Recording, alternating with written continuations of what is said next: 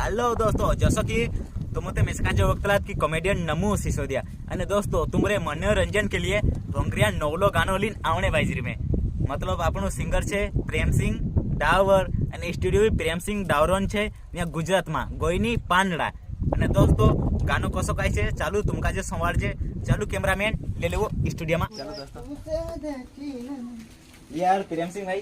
हाँ भाई अरे चल यार दोस्तों का जे दिखा दे यार आपनो भंगरिया गानो कहानो छे। ठीक समझ लो। हाँ तो लो दोस्तों ये चालू करे है नी प्रेमसिंह भाई। ओनली एक ही क्लिप संभाल रहे तो हूँ का जामू। हाँ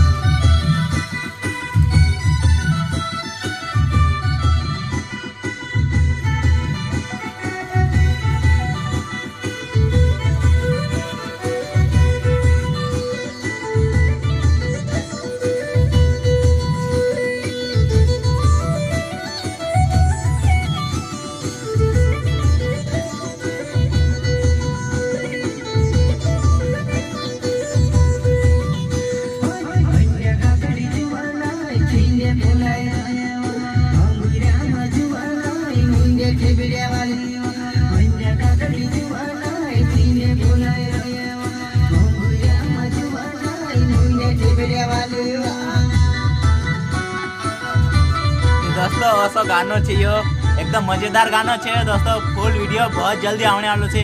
वीडियो शूट करसु हम वीडियो शूटिंग करसु અને ઓતે આવશે बहुत जल्दी आने वालो छे।